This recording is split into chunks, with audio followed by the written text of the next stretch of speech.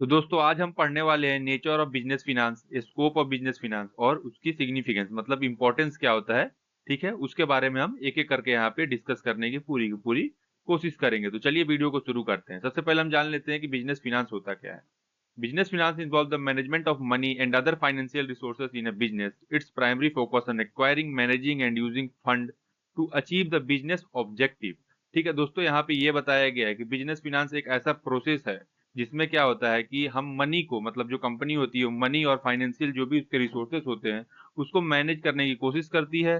ठीक है, उसको एलोकेट करने की कोशिश करती है, उसको एक्वायर करने की कोशिश करती है। मतलब है यहाँ पे सीधा साधा ये है कि किसी भी बिजनेस को चलाने के लिए फंड चाहिए होता है। वो फंड कहाँ से आएगा, कहाँ पे फंड लगाना है, ये बिजनेस फिनांस में हम तय करते हैं। ठीक है, उसके आगे मैंने यहाँ पे लिखा है business finance cover the wide range of activity from budgeting and forecasting to investing and securing fund. यहाँ पे दोस्तों ये बताया गया कि बिजनेस फिनांस ऐसा एक्टिविटी करता है मतलब ऐसा कार्य करता है जिसमें हम बजट के ऊपर डिसीजन लेते हैं और फोरकास्ट करते हैं कि फ्यूचर में हमको कहाँ इन्वेस्ट करना है, कितना अमाउंट इन्वेस्ट करना है और कितना अमाउंट हमको लग सकता है, इसीलिए हम उसको सिक्योर करके रखते हैं। ये सिंपल सादा आपका बिजनेस फिनांस हो गया। ठीक है, आगे हम बढ़ते हैं, स्कोप ऑफ बिजनेस फिनांस के बारे में पढ़ते हैं। ठीक है, यहाँ पे मैंने 5 स्कोप लिखा है। पहला क्या है, investment decision, investment where to locate fund, where in long term asset, capital budgeting और वर्किंग कैपिटल मतलब शॉर्ट टर्म एसेट। यहाँ पे ये बताया गया कि हमको ये डिसीजन लेना है, इन्वेस्टमेंट डिसीजन में ये डिसीजन लेना है कि हमको अपने फंड को कहाँ लगाना है। मतलब कि लॉन्ग टर्म कैपिटल में लगाना है, लॉन्ग टर्म एसेट में लगाना है या फिर वर्किंग कैपिटल मतलब शॉर्ट टर्म एसेट में लगाना है।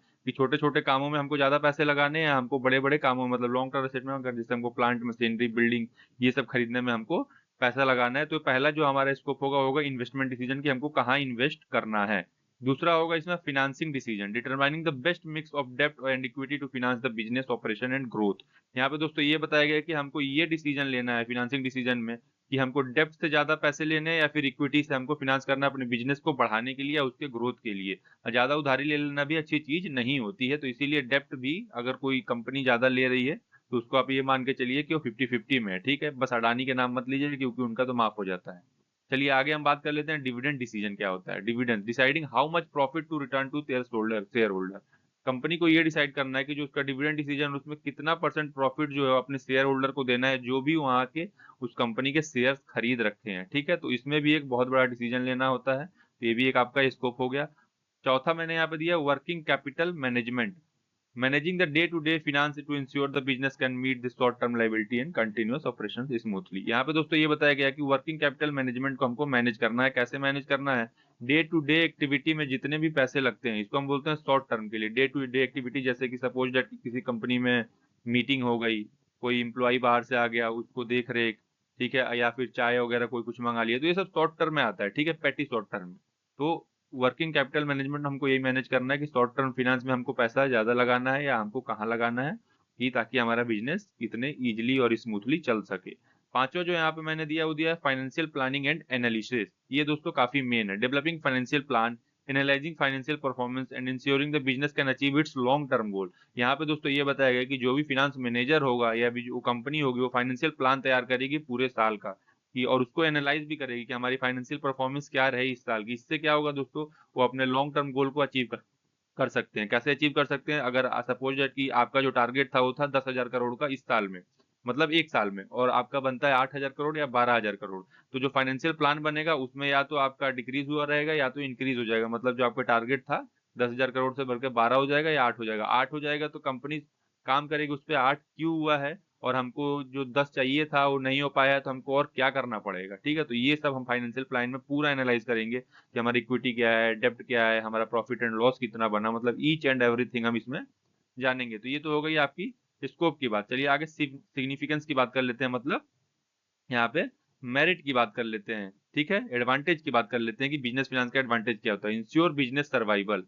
ठीक है, जो बिजनेस फिनांस होता है दोस्तों, जाहिर सी बात है पैसा रहेगा तभी बिजनेस चलेगा, पैसा नहीं रहेगा तो बिजनेस नहीं चलने वाला है। तो जो आपका बिजनेस फिनांस होता है ये इंश्योर करता है कि आपका बिजनेस फ्यूचर में चलेगा। ठीक है, यहाँ पे यही बताया गया है। दूसरा यहाँ पे support business growth, proper financing enable a business to invest in opportunities that can lead to growth and expansion.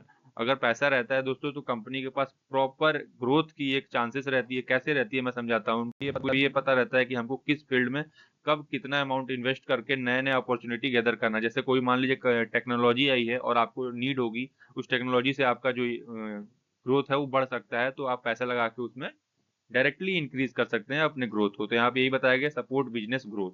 तीसरा यहाँ पे मैंने लिखा है optimise resource use. By efficient managing fund business can minimise cost and maximise return. यहाँ पे दोस्तों ये बताया गया है कि अगर आपके पास प्रॉपर जो रिसोर्स होंगे, पैसे होंगे तो जाहिर सी बात है प्रॉपर रिसोर्स होंगे, रिसोर्स अच्छे होंगे तो आपका कॉस्ट जो कम लगेगा और आपका रिटर्न ज्यादा आएगा। यहाँ पे enhance decision making, accurate financial data help business leader to make informed decision that align with the company objective।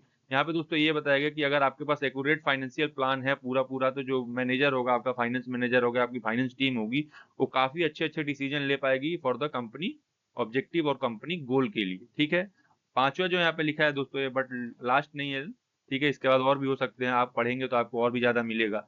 यहाँ पे लिखा है मैंने, improve stake holder confidence, sound financial practice build trust among investor lender and other stakeholder. यहाँ पे दोस्तों ये बताया गया है कि अगर किसी भी कंपनी का फाइनेंशियल स्टेटमेंट अगर बढ़िया होता है, अच्छा होता है, तो जो उसके इन्वेस्टर आने वाले होते हैं या फिर जहां से वो पैसे लेते हैं, लेंडर होते हैं चाहे स्टेक होल्डर होते हैं, उन सब के अंदर एक ट्रस्ट बन जाती है। ट्रस्ट बन जाता है तो उससे क्या होता है, वो कंपनी में इन्वेस्ट करते हैं और कंपनी के पास फिनांस आते रहता है। इसीलिए किसी भी कंपनी को अपने जो फाइनेंशियल पोजीशन है उसको अच्छा रखना चाहिए, ताकि फ्यूचर में उसको लोन लेना हो या फिर शेयर्स इशू करने हैं, इन सब में उसको प्रॉब्लम ना हो।